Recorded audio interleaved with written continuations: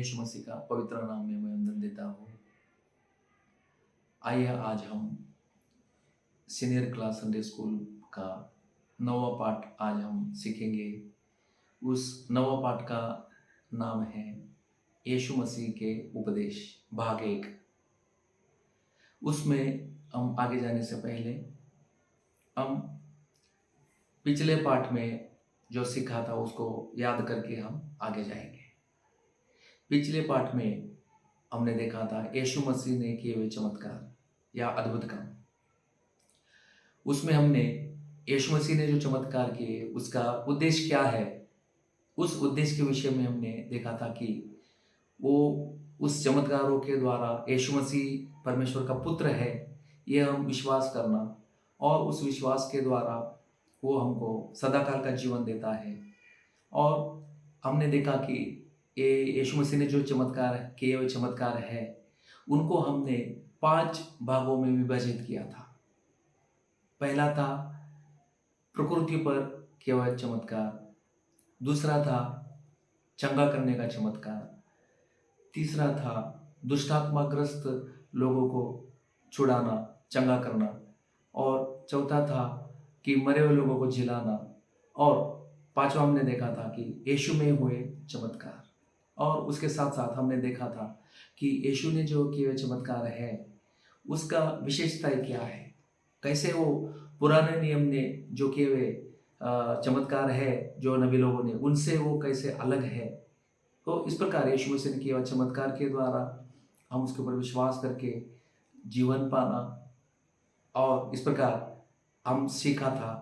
तो अभी हम इस 9वां पाठ जो यीशु मसीह का सिद्धांत भाग 1 उसमें हम आगे जाने से पहले आइए हम छोटा प्रार्थना करेंगे, आंख बंद करेंगे। प्यारे प्रभु जी, तुझे धन्यवाद करता हो, तुझे प्रभु जी प्रार्थना करता हूँ, विनती करता हूँ प्रभु जी, आज तेरे उपदेशों को प्रभु जी बच्चे लोगों को सीखने के लिए, मुझे भी सिखाने के लिए तेरे हाथ में सौंप देता हूँ प्रभु जी। इन सिद्धांतों के द्वारा प्रभु जी एक एक के जीवन में प्रभु जी हालेलुया तेरी पवित्र आत्मा काम करे प्रभु जी, और प्रभु जी तेरे उपदेश समझने के लिए हालेलुया ओ प्रभु जी तू सहायता करने के लिए मैं प्रार्थना करता हूँ। और प्रभु जी एक एक को तेरे बलवंत हाथ में सौंप देता हूँ, शुरू से लेकर तू अंत तक ताबा लेना, महिमा आदर तुझे मिले, यीशु मसीह के नाम से मांगते हैं, आमीन। अभी इस पाठ का पठन भाग रीडिंग पोर्शन उसके विषय में हम देखेंगे। मत्ती का सुसमाचार उसका 5, 6 और 7 अध्याय, और लूका का सुसमाचार उसका 6 अध्याय। Gospel of Matthew chapter 5, 6 and 7 and gospel of Luke chapter 6। अभी इसका याद करने का वचन यानी मेमोरी वर्स मैं पढ़ता हूँ, आप अपना नोटबुक में उसका रेफरेंस लिख लीजिए। मत्ती का सुसमाचार उसका 5 अध्याय का 19 वचन। इसलिए जो कोई इन छोटी आज्ञाओं में से किसी एक को तोड़े और वैसा ही लोगों को सिखाए, वह स्वर्ग के राज्य में सबसे छोटा कहलाएगा। परंतु जो कोई उन आज्ञाओं का पालन करेगा और उन्हें सिखाएगा, वही स्वर्ग के राज्य में महान कहलाएगा। Gospel of Matthew chapter 5 verse 19। Whosoever therefore shall break one of these least commandments and shall teach men so, he shall be called the least in the kingdom of heaven. But whosoever shall do and teach them, the same shall be called great in the kingdom of heaven. अभी ये जो यीशु मसीह का जो उपदेश है उसका उद्देश्य क्या है। ये यीशु मसीह का जो उपदेश है उनको पालन करते हुए एक पवित्र जीवन हमको व्यतीत करना है, और उसके साथ साथ यीशु मसीह संसार का उद्धार करता है, और साथ ही वह हर एक को आत्मिक फलदायी जीवन जीने के लिए आवश्यक उपदेश देता है। यीशु मसीह इस पृथ्वी के ऊपर आने का उद्देश्य क्या था? परमेश्वर का राज्य इधर स्थापित करने के लिए वो आया है। तो इस उद्देश्य से आधिकारिक तौर से उसने 3 स्थानों में यानी भविष्यद्वक्ता, याजक और राजा इस प्रकार का सेवा किया हुआ है। तो वो एक एक सेवकाई के विषय में हम थोड़ा देखेंगे। पुराने नियम का जो भविष्यद्वक्ता लोग हैं, वो भविष्यद्वक्ता लोग क्या काम किया है, वो परमेश्वर का जो संदेश है या परमेश्वर का जो योजना है वो इज़राइल लोगों के पास वो पहुंचाता था, उनको बताता था कि परमेश्वर का योजना, परमेश्वर का संदेश इस प्रकार है, तुम मन फिराओ, तुम पीछे मुड़ो, इस प्रकार का कई बातें वो परमेश्वर का बातें पुराने नियम का नबी लोग बताते थे। लेकिन यीशु मसीह नया नियम में एक भविष्यद्वक्ता का काम किया हुआ है। तो परमेश्वर का जो मानव जाति के लिए जो योजना है, उद्धार का योजना है, शैतान के सिर को कुचलने का योजना है, और नया नियम, एक नया वाचा मानव जाति के साथ वो परमेश्वर किस प्रकार करने वाला है, और नया सृष्टि, नया आकाश, नया पृथ्वी वो बनाने वाला है। ये परमेश्वर का योजना यीशु मसीह एक भविष्यद्वक्ता होकर नया नियम में प्रकट किया हुआ है। इसके साथ साथ यीशु मसीह ने याजक का भी सेवकाई किया हुआ है। तो पुराने नियम में एक याजक का काम क्या है करके हम देखते हैं। इज़राइल लोग परमेश्वर के पास जो अर्पण करने के लिए पशु लेके आते थे, तो उन पशुओं को परमेश्वर का वेदी के ऊपर अर्पण करना और उनके लिए बिचवाई करना, ये काम पुराने नियम का याजक लोग करता था। और पुराने नियम का याजक लोग, वो लोग परमेश्वर का लोगों के लिए वो इस प्रकार एक पशु को अर्पण करते हुए उनके लिए बिचवाई करता था। लेकिन नया नियम में प्रभु यीशु मसीह एक याजक का काम किया, लेकिन वो एक विशेष याजक का काम किया है। यीशु मसीह पशुओं को नहीं, अपने आप को ही हमारे लिए अर्पण किया है, और वो हमारे लिए परमेश्वर के पास बिचवाई करता है। पुराने नियम का याजक लोग पशुओं का लहू लेकर वो बिचवाई करता था, लेकिन यीशु मसीह अपना खुद का पवित्र लहू लेकर वो हमारे लिए परमेश्वर के पास बिचवाई करता है। और इस पुराने नियम का याजक लोग लेवी गोत्र से था, और वो मृत्यु के अधीन था, मृत्यु उनके ऊपर अधिकार करता था, इसलिए जब तक वो जीवित है तब तक वो हमारे लिए बिचवाई कर सकते थे। लेकिन यीशु मसीह एक ऐसा याजक है जो मलकीसदीक का रीति से है, और वो मृत्यु के ऊपर जय पाया है, और वो सदा के लिए जीवित है, इसलिए वो हमारे लिए सदा के लिए वो बिचवाई करते रहता है। और पुराने नियम का याजक लोग इस पृथ्वी के मंदिर के में जाकर ऊपर हमारे लिए परमेश्वर के पास बिचवाई करता था। लेकिन यीशु मसीह इस पृथ्वी के ऊपर नहीं, तो परमेश्वर का जो स्वर्गीय मंदिर है वहां जाकर अपना लहू लेकर हमारे लिए वो बिचवाई करते रहता है। तो इस प्रकार यीशु मसीह हमारे लिए एक मलकीसदीक का रीति से वो एक महायाजक है, वो हमेशा के लिए रहने वाला याजक है, और हमारे लिए वो हमेशा के लिए बिचवाई करते रहता है। यीशु मसीह एक राजा होकर भी काम किया हुआ है। तो एक राजा का काम क्या होता है? अपने प्रजा को एक सही मार्ग में चलाना, अपना प्रजा का दुश्मन के साथ लड़ाई करके उनको बचाना। यीशु मसीह एक अभिषिक्त किया हुआ राजा था। जैसे कि पुराने नियम में राजा लोगों को अभिषेक किया जाता था, उसी प्रकार यीशु मसीह को भी अभिषेक किया हुआ था। यीशु मसीह एक राजा होकर शैतान के खिलाफ, शैतान के राज्य के खिलाफ वो लड़ाई किया, और उसके ऊपर जय पाया, और अपने प्रजा को वो सही मार्ग में चलाने के लिए, एक परमेश्वर का मार्ग में चलाने के लिए वो सदा के लिए इस प्रकार जीवित है। यीशु मसीह क्रूस पर शैतान को इस प्रकार हरा दिया, उसके ऊपर जय पाया, और वो सदा के लिए सिंहासन पर अभी राज्य कर रहा है। उसके प्रजा को एक जय का अनुभव में चलाने के लिए, जय देने के लिए वो इस प्रकार चल रहा है। तो अभी हम देखेंगे यीशु मसीह एक भविष्यद्वक्ता होकर जो काम किया है, उसका भविष्यवाणी का या उसका उपदेश का विशेषताएं क्या है। यीशु मसीह ने जो बोले हुए उपदेश है या बोध है, वो खुद यीशु मसीह के नहीं है, वो पिता के हैं। ये बात हम यूहन्ना 7 अध्याय का 16 वचन में और यूहन्ना 15 अध्याय का 15 वचन में हम बात पढ़ते हैं। इसके साथ साथ पुराने नियम का जो भविष्यद्वक्ता लोग हैं, जो परमेश्वर से पाया हुआ संदेश है या परमेश्वर से पाया हुआ बात है, वो कहने के बाद अंत में वो भविष्यद्वक्ता लोग ऐसा कहता था कि यहोवा की वाणी है। लेकिन नया नियम में यीशु मसीह जब उसका उपदेश प्रकट करता था, बोध करता था, तब वो क्या कहता था, हम एक वचन पढ़ के उसको देखेंगे। मत्ती का सुसमाचार उसका 5 अध्याय का 44 वचन। परंतु मैं तुमसे यह कहता हूं कि अपने बैरियों से प्रेम रखो और अपने सताने वालों के लिए प्रार्थना करो। तो यहाँ पे यीशु मसीह कहता है कि मैं तुमसे कहता हूं। पुराने नियम का जो भविष्यद्वक्ता लोग हैं वो कहता है कि यह यहोवा की वाणी है, लेकिन यीशु मसीह कहता है कि मैं तुमसे कहता हूं। तो इस प्रकार वो खुद परमेश्वर होने के कारण वो अधिकार से इस प्रकार कह रहा है कि मैं तुमसे कहता हूं।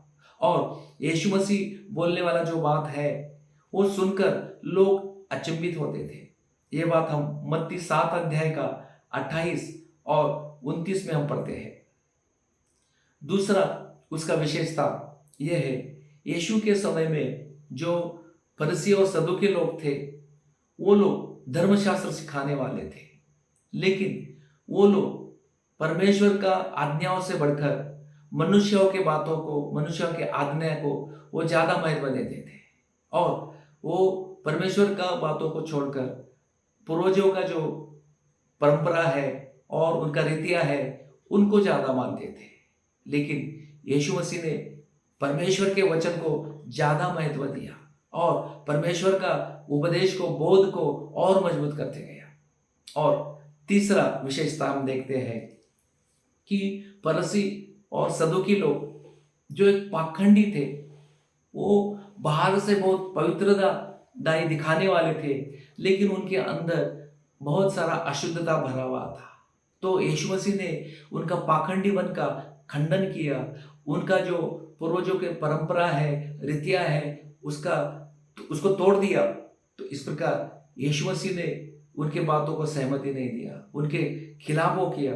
तो इस प्रकार यीशु मसीह पाखंडी लोगों को खिलाफ किया, खंडन किया। इसलिए हम हमारे जीवन में भी इस बात को ध्यान रखना कि हम कभी भी इस प्रकार एक दिखावटी नहीं करना, एक पाखंडीपन नहीं करना, क्योंकि परमेश्वर प्रभु यीशु मसीह उसको खंडन करने वाला है। हमारे अंदर जो भी अशुद्धता है, हम उसको प्रभु यीशु मसीह के पास कबूल करना है, पश्चाताप करना है और उसे छुटकारा पाने के लिए प्रभु को हम बुलाना है, पुकारना है और वो हमको इस प्रकार छुड़ाने वाला है। कभी भी हम इस प्रकार एक दिखावटी नहीं करना, हम एक सच्चे दिल से, एक सही हृदय से हम अपना जो बात है, अपना कमजोरी है प्रभु के पास कबूल करना है, अपने हृदय को प्रभु यीशु मसीह को अर्पण करना है। अभी हम देखेंगे यीशु मसीह सिखाने के लिए इस्तेमाल किया हुआ तरीका क्या है। यीशु मसीह उसका आध्यात्मिक उपदेश को एक शुद्ध धर्मशास्त्र के अनुसार नहीं सिखाया, एक थियोलॉजी के जैसा नहीं सिखाया, लेकिन इन उपदेशों को यीशु मसीह दृष्टांतों को, रूपकों को और उपमाओं को प्रयोग करके वो सिखाया ताकि आम आदमी उसको सीख सके। आजकल हम बाइबल कॉलेज में देखते हैं कि कई प्रकार थियोलॉजी सिखाया जाता है, लेकिन ये थियोलॉजी जो है वो मामूली इंसान को, साधारण इंसान को समझ में नहीं आता, उनको समझने के लिए बहुत कठिन होता है। तो इस प्रकार यीशु मसीह जो तरीका इस्तेमाल किया ये उपदेश को सिखाने के लिए, उसमें से हम पहला देखेंगे दृष्टांत। अभी इधर एक हमको इस दृष्टांत का विषय में समझने के लिए एक बीज बोने वाले का दृष्टांत, उसके विषय में हम देखेंगे। उसका रेफरेंस है मत्ती का सुसमाचार उसका 13 अध्याय का पहले वचन से लेकर 23 वचन तक। यहाँ पे एक बोने वाला बीज बोने के लिए निकला। तो बीज बोने के लिए निकलते समय कुछ बीज रास्ते में गिरे और वो रोंदे गए और पक्षी उसको चुग लिया। कुछ बीज पथरीली जमीन में गिरे और वहां ज्यादा मट्टी ना होने के कारण वो जल्द उग आए और उनको जड़ नहीं था, इस कारण जब रोशनी आया उधर सूरज उग गया तब सूरज का गर्मी के कारण वो जल गए। और तीसरा देखते हैं कि कुछ बीज झाड़ियों में गिरे और झाड़ियों ने उनको दबाने के कारण उनको अच्छा फल नहीं आ सका। लेकिन कुछ बीज जो है वो अच्छा भूमि में गिरे और वो फल लाए, कोई 100 गुना, कोई 60 गुना, कोई 30 गुना। तो इस प्रकार ये दृष्टांत को हम पढ़ते हैं। तो ये जो दृष्टांत है, एक किसान खेती में जो बीज बोता है, उस दृष्टांत के द्वारा यीशु मसीह स्वर्गीय बात, आध्यात्मिक उपदेश हमको सिखाता है ताकि हम समझ सके। क्योंकि दुनिया का ज्यादातर लोग किसान का काम करता है, खेती का काम करता है, उनको ये बातें अच्छी तरह से मालूम है। इस कारण ये दृष्टांत के द्वारा यीशु मसीह परमेश्वर के राज्य का वो भेद उनको प्रकट करता है। तो इसमें ये बीज का मतलब है परमेश्वर का वचन, और ये भूमि जो है हमारे मनुष्य के हृदय को दिखाता है। तो कुछ बीज रास्ते में गिरे और पक्षी उसको चुग गए। इसका मतलब उस हृदय में से शैतान क्या करता है, उस वचन को उठा ले जाता है, कहीं वो विश्वास करके उधार ना पाए। और जो बीज एक पथरीली जमीन में गिरा, वो एक कठिन हृदय को दिखाता है। वो थोड़ा सा विश्वास करता है, उसमें मट्टी ना होने के कारण वो जल्दी विश्वास करता है, लेकिन उसको विश्वास का जड़ ना होने के कारण वो क्या हो जाता है, जब सूरज का रोशनी आएगा तब वो सूख जाता है। परीक्षा के समय में वो सूख जाता है, वो टिक नहीं पाता विश्वास में। और तीसरा जो है वो झाड़ी में गिरा बीज, वो इस प्रकार का दिखाता है कि धन, चिंता और सुख विलास, इस प्रकार का हृदय में जो रहता है, उसका बीच में गिरा हुआ परमेश्वर का वचन वो क्या करता है, परमेश्वर के वचन को दबाता है और उसको अच्छा फल लाने नहीं देता। और इस प्रकार, और चौथा जो है वो अच्छा भूमि में गिरा बीज, वो इसको दिखाता है कि एक उत्तम मन से, एक भले मन से वचन को सुनते हैं और उसको संभालते हैं, और ऐसा मन में वो वचन अच्छा फल लाता है। वो अच्छा उनका जीवन में परमेश्वर का वचन का काम हो जाता है। वो 100 गुना, 60 गुना और 30 गुना इस प्रकार वो फल लाते हैं। हमारे जीवन में भी इस प्रकार जब परमेश्वर का वचन हमारे हृदय में हम ग्रहण करने का समय आता है, जब हम सुनते हैं, उसको हम अच्छा ध्यान देकर सुनना। एक रास्ते की तरह हमारे हृदय को नहीं करना, एक पथरीली जमीन के जैसा हमारे हृदय को नहीं करना, एक काटी झाड़ी का हृदय जैसा हम नहीं करना। हमारे हृदय को एक अच्छा उपजाऊ जमीन के अनुसार हम परमेश्वर के हाथ में उसको सौंप देना, एक उत्तम मन से, एक सीधा मन से, आनंद से उसको हम ग्रहण करना और उसको विश्वास करके हमारे जीवन में फल लाने के लिए हम प्रभु के हाथ में सौंपना। हम पवित्र आत्मा का बारिश हमारे अंदर प्रभु उडालने के लिए हम इंतजार करना। इस प्रकार ये दृष्टांत के द्वारा हम परमेश्वर के भेद का बात हम समझते हैं। अभी देखेंगे दूसरा तरीका उपदेशों को सिखाने के लिए जो यीशु इस्तेमाल किया। उपमाओं को यीशु मसीह उसको उपदेशों को सिखाने के लिए इस्तेमाल किया है। तो यहाँ पे उदाहरण के तौर पे हम देखेंगे मत्ती का सुसमाचार उसका 5 अध्याय का 13 वचन। यहाँ पे यीशु मसीह कहता है, तुम पृथ्वी के नमक हो। नमक का विषय में हम जानते हैं कि नमक के बिना खाना स्वादिष्ट नहीं बनता है। अगर हम कितना भी खाना अच्छा बनाए और उसमें नमक ना डाले तो वो खाना अच्छा नहीं बनता है, वो स्वाद नहीं आता है। तो नमक का जो खारापन है, अगर वो निकल जाए तो वो नमक बाहर फेंका जाने के लिए और पैरों तले रौंदा जाने के लिए योग्य है। तो इसलिए यीशु मसीह हमको नमक का उपमा देता है कि हम नमक के जैसा एक दूसरों का जीवन स्वादिष्ट बनाने के लिए हम होना है। मसीह का स्वभाव के द्वारा ये इस प्रकार हो सकता है। मसीह का स्वभाव के द्वारा हम दूसरों का जीवन में स्वादिष्टपन आने के लिए हम इस प्रकार काम करना है। और उसके साथ साथ जो नमक है वो अचार बनाने के लिए भी इस्तेमाल करते हैं। अचार में नमक का काम क्या होता है? नमक उस अचार में जो वस्तुएं हैं उनको एक बचाए रखने का, उनको नष्ट ना होने के लिए वो काम करता है। उसी प्रकार यीशु मसीह का पवित्र आत्मा जो हमारे अंदर काम करता है, उसके द्वारा हम क्या करना है, जो नष्ट होने वाले लोग हैं उनको बचाने के लिए हम अपने आप को प्रभु के हाथ में सौंप के देना है। तीसरा तरीका जो उपदेश सिखाने के लिए यीशु मसीह इस्तेमाल किया वो है रूपकों को यीशु मसीह इस्तेमाल किया। तो इसके लिए हम पढ़ेंगे यूहन्ना का सुसमाचार उसका 10 अध्याय का 11 वचन। मैं अच्छा चरवाहा हूं। यीशु कहता है कि मैं अच्छा चरवाहा हूं। अच्छे भेड़ को चलाने के लिए एक अच्छा चरवाहा चाहिए। यीशु जो अच्छा चलाने वाला है वह एक चरवाहा जैसा है। यह रूपक के द्वारा यीशु हमें सिखाना चाहता है कि जैसे एक भेड़ चरवाहा के पीछे चलने से, चरवाहा उसे हरी चराइयों में बैठाता है और जल के झरने के पीछे ले चलता है, इस रूपक के यीशु हमें बताता है कि यीशु के पीछे हम चलने से वह हमें आत्मिक भोजन और जीवन का जल हमें देता है। जैसा चरवाहा भेड़ों की रक्षा करता है उसी प्रकार यीशु मसीह भी हमारी रक्षा करता है और वो हमको नीति के मार्ग में हमको चलाता है। अब हम देखेंगे मुख्य उपदेश। यीशु मसीह ने जो उपदेश बताए उसमें का जो मुख्य उपदेश है वो क्या है? यीशु उसका उपदेश में परमेश्वर के राज्य का विषय में सिखाता है। लोग परमेश्वर ने वायदा किया हुआ मसीहा का इंतजार कर रहा था।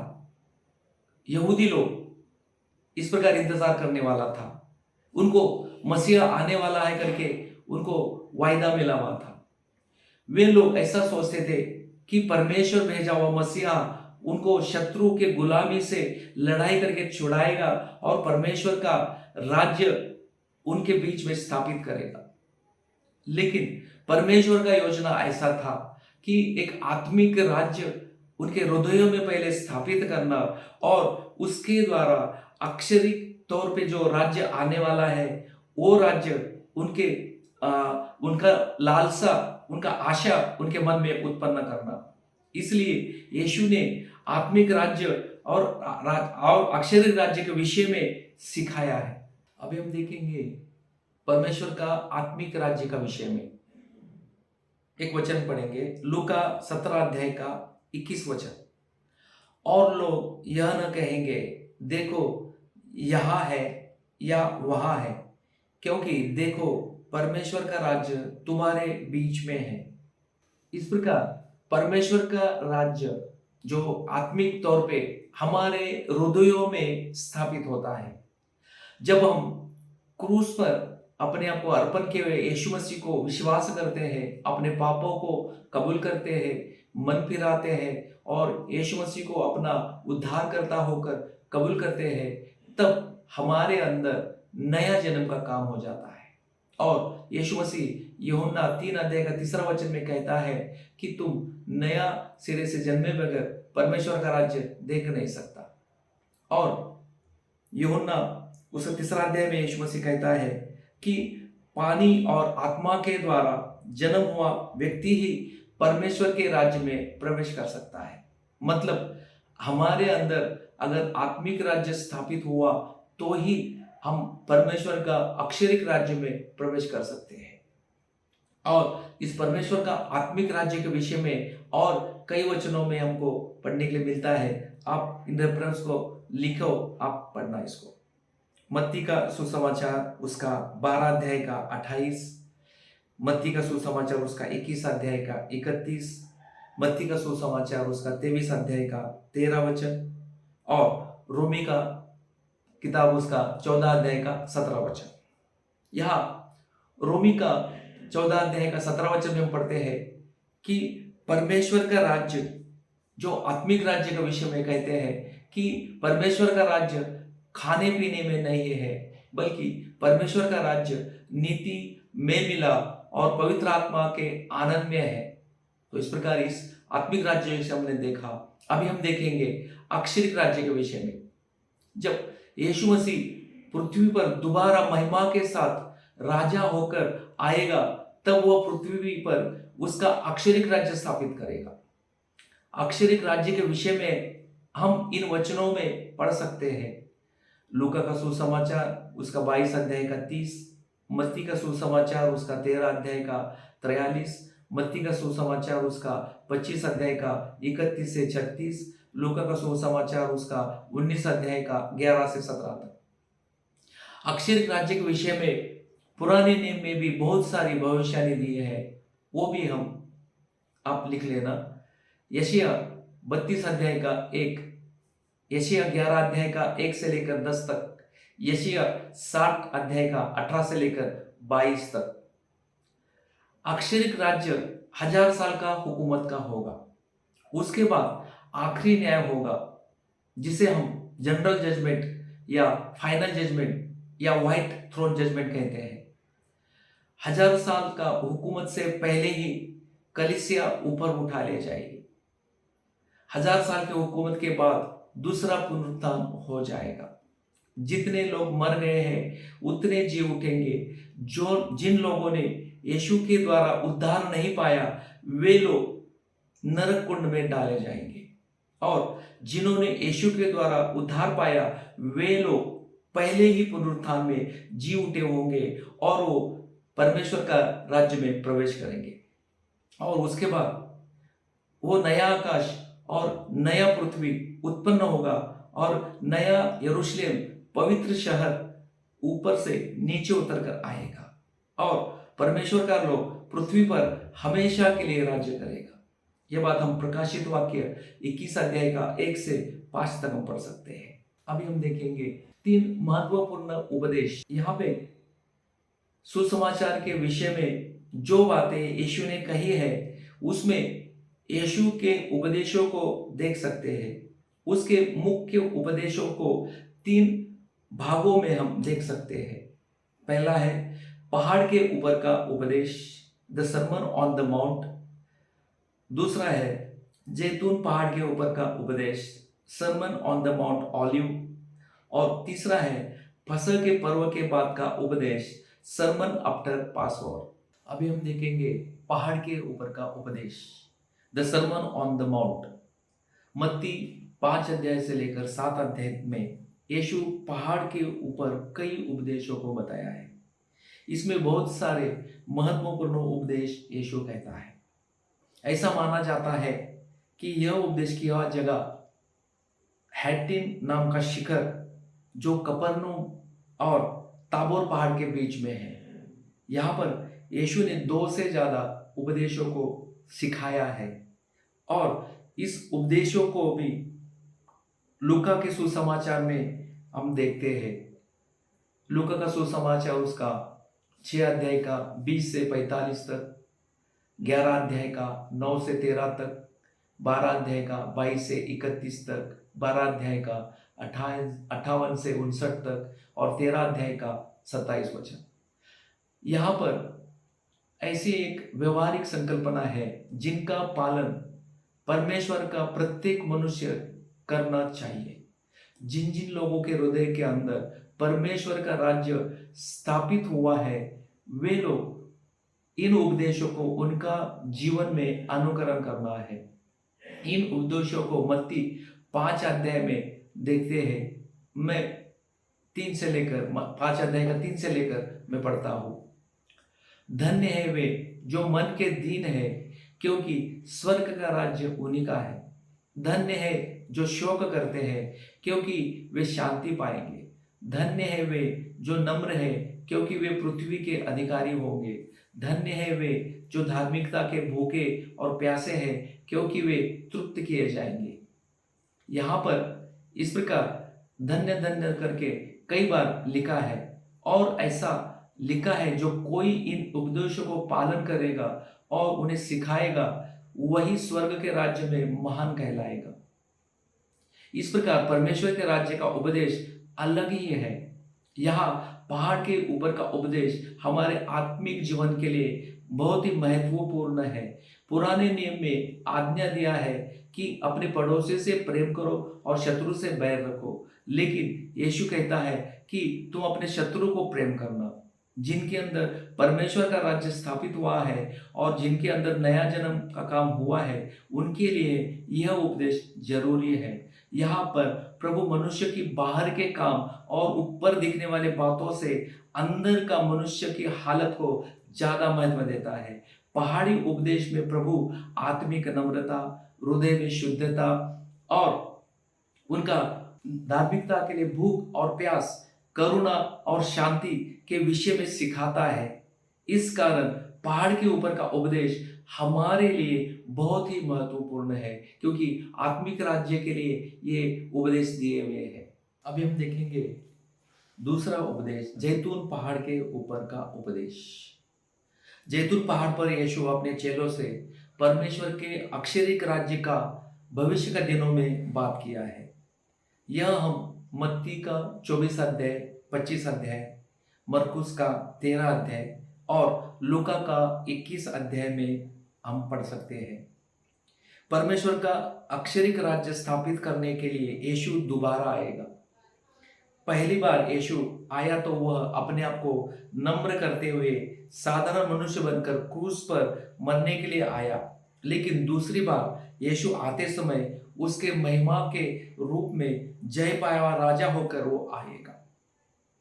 जब यीशु मसीह मरों में से जी उठा, तब जैतून पहाड़ के ऊपर उसके चेले लोगों के सामने वो ऊपर उठा लिया गया।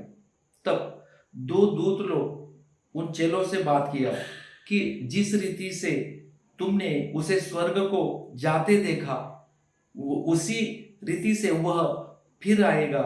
मतलब जैतून पहाड़ पर से ऊपर उठा लिया, वैसे ही वह जैतून पहाड़ पर उतर आएगा। लेकिन पहले यीशु वापस आने वाला है। मतलब 7 साल के जो समय है, उससे पहले यीशु कलीसिया के लिए गुप्त आमद में आने वाला है। जो लोग यीशु मसीह के ऊपर विश्वास करता है, पश्चाताप करता है, उसको उद्धारकर्ता करके कबूल करता है, ऐसा जिनके अंदर आत्मिक राज्य स्थापित हो गया, एक नया जन्म का अनुभव में है, ऐसा कलीसिया के लोगों को उसके साथ उठा ले जाने के लिए वो मध्याकाश में आने वाला है। लेकिन उस यीशु मसीह को सभी लोग नहीं देख पाएंगे, क्योंकि जो लोग उद्धार पाया, जिन्होंने उसका उद्धार करता होकर स्वीकार किया, कबूल किया, उन लोग ही उसको देख पाएंगे। और ऐसा लोग जो कब्र में होगा, मरा होगा, वो पहले जी उठेंगे और यीशु इस प्रकार मध्य आकाश में आते समय जो लोग जीवित रहेंगे वो उसके साथ उठा ले जाएंगे और प्रभु के साथ हमेशा के लिए उसके साथ उसका राज्य में जाएंगे। यहाँ पे हम देखते हैं कि यीशु मसीह कलीसिया का लोगों को इस प्रकार ऊपर लेके जाने के लिए आता है, लेकिन ये जो है ये गुप्त आमद है। और जब यीशु मसीह कलीसिया को ऊपर लेके जाएगा, तब यीशु मसीह कलीसिया का न्याय करेगा।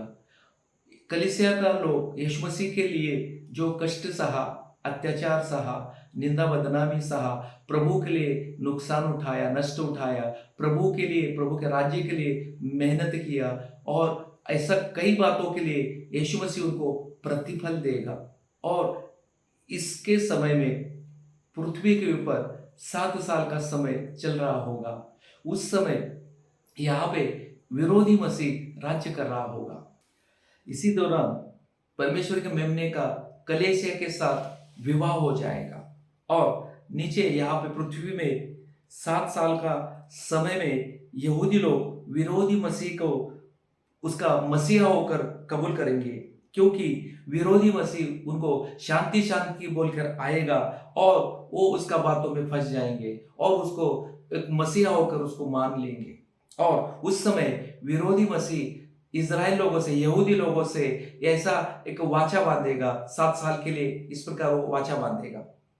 और यहूदी लोगों के लिए अभी मंदिर नहीं है, लेकिन उस समय 7 साल का शुरू में मंदिर बनाया जाएगा और पुराने नियम में जैसा बलि अर्पण चालू था, उसी प्रकार इस मंदिर में बलि अर्पण शुरू किया जाएगा। लेकिन 3.5 साल के बाद ये बलि अर्पण विरोधी मसीह बंद करेगा और अपना मूर्ति बनाकर उस मंदिर में रखेगा। यहूदी लोगों के लिए मूर्ति एक अशुद्ध वस्तु है, और जब वो अशुद्ध वस्तु को देखेंगे तब वो जान जाएंगे कि ये सच्चा मसीहा नहीं है, ये झूठा मसीहा है, ये विरोधी मसीहा है। हमने जो सच्चा मसीहा आया था, जो यीशु मसीह था, जिसने अपने आप को क्रूस पर हमारे लिए अर्पण किया, हमने उनको इनकार किया, वो इस प्रकार अभी समझ जाएंगे कि हमने किस प्रकार विरोधी मसीह के साथ वाचा बांधा और उन फंस गए। तब यीशु मसीह उस समय उनको बचाने के लिए 7 साल का अंत में आएगा, लेकिन ये 7 साल का समय में पहले 3.5 साल के बाद याकूब का महा कष्टकाल शुरू हो जाएगा। इस कष्टकाल में बहुत सारे लोगों को सताया जाएगा। यहूदी लोग परमेश्वर के लिए बहुत सारा लोग मारा जाएगा, लेकिन यहूदी लोग परमेश्वर के लिए खड़े हो जाएंगे। और उस समय 666 नंबर होगा। इस नंबर के बिना कोई भी खरीदना या बेचना नहीं कर सकता। बहुत सारे यहूदी लोग इस प्रकार इस बातों में फंस जाएंगे। और उस समय यीशु मसीह 7 साल के अंत में पहाड़ के ऊपर उतर आएगा और हरमगिदोन लड़ाई होगा। शैतान को जंजीरों से बांधकर अथाह कुंड में डाला जाएगा और विरोधी मसीह और झूठे नबी को जलते हुए आग के झील में डाला जाएगा। और यीशु मसीह 1000 साल के लिए परमेश्वर का राज्य स्थापित करेगा। यरूशलेम में दावीद के सिंहासन स्थापित करके लोहे का राजदंड लिए हुए उन पर राज्य करेगा। और जो लोग उद्धार पाए, जो लोग पहले पुनरुत्थान में जीवित हो गए, वह यीशु के साथ राज्य करेंगे। शैतान को 1000 साल के लिए जंजीरों से बांधकर अथाह कुंड में डालने के कारण वह अभी किसी को धोखा नहीं दे सकता, भरमा नहीं सकता। 1000 साल के बाद कुछ समय के लिए शैतान को छोड़ा जाएगा और उस समय जाति जाति लोगों को इकट्ठा करके शैतान परमेश्वर के खिलाफ लड़ाई करने के लिए उनको ले आएगा। तब स्वर्ग से आग उतरेगी और उनको भस्म करेगी और भरमाने वाले शैतान को जलते हुए आग के झील में डाला जाएगा। उसके बाद अंतिम न्याय हो जाएगा। जो लोग पहले पुनरुत्थान में जी नहीं उठे, वे सभी लोग दूसरे पुनरुत्थान में जी उठेंगे और सभी का न्याय होगा। जो लोग पहले पुनरुत्थान में जी उठे, वे लोग स्वर्ग में जाएंगे और बाकी का लोग जिनका उद्धार नहीं हुआ, उनको आग के झील में डाला जाएगा। नया आकाश और नया पृथ्वी परमेश्वर उत्पन्न करेगा। नया यरूशलेम पवित्र नगर नीचे उतर कर आएगा। इस रीति से परमेश्वर का राज्य स्थापित हो जाएगा और परमेश्वर का कार्य पूरा हो जाएगा। इस प्रकार परमेश्वर का आत्मिक और अक्षरिक राज्य स्थापित हो जाएगा। पाप करने वाला कोई नहीं होगा। अभी हम देखेंगे तीसरा उपदेश, फसह के पर्व के बाद दिया हुआ उपदेश। यीशु मसीह उसका आखिरी भोज के बाद दिया हुआ यह उपदेश है। यीशु के क्रूस के मृत्यु के पहले कुछ घंटे ये उपदेश दिया हुआ है। इस उपदेश का हेतु यह था कि चेलों को शांत करना और आत्मिक और शारीरिक राज्य के लिए उनको जागरूक करना। ये बातें अब यूहन्ना का 13 अध्याय, 14 अध्याय, 15 अध्याय और 16 अध्याय में आप पढ़ना, इसको आप समझना। इसके अलावा यीशु का निकोदेमस और सामरी स्त्री के साथ का संभाषण हम देख सकते हैं। यूहन्ना 3 और 4 अध्याय में आप पढ़ना। और अन्य उपदेश उन आध्यात्मिक दानों को प्रकट करती है जो मनुष्य प्राप्त कर सकता है। अभी इस पाठ के जो सवाल जवाब है वो नीचे दिए हुए डिस्क्रिप्शन बॉक्स में आप लिंक डाउनलोड करके आप लीजिए और अपने नोटबुक में उसका जवाब लिखिए। आइए अभी हम प्रार्थना करेंगे, आंख बंद करेंगे। प्यारे प्रभु जी, तुझे धन्यवाद करता हूँ, तेरी स्तुति करता हूँ। प्रभु जी, तेरा आत्मिक राज्य हम एक एक के अंदर स्थापित करने के लिए प्रभु जी जिन उपदेशों को तूने आज हमको सिखाया हुआ है उसके लिए तुझे धन्यवाद करता हूँ। प्रभु जी, उन उपदेशों को सीखने के द्वारा एक एक हृदयों के अंदर प्रभु जी तेरा आत्मिक राज्य स्थापित होने के लिए एक एक को मैं तेरे हाथ में सौंप देता हूँ, ताकि प्रभु जी एक एक के अंदर ये आत्मिक राज्य स्थापित होने के द्वारा तेरे अक्षित राज्य में प्रवेश करने के लिए एक एक तैयार होने के लिए एक एक को तेरे बलवंत हाथ में सौंप देता हूँ। एक एक को तू सिद्ध करे, तैयार करे, पवित्र करे प्रभु जी, तेरा कलीसिया होकर तेरे साथ हमेशा रहने के लिए एक एक को सिद्ध करने के लिए एक एक को तेरे बलवंत हाथ में सौंप देता हूँ। सारा महिमा तुझे मिले, यीशु मसीह के नाम से मांगते हैं, आमीन।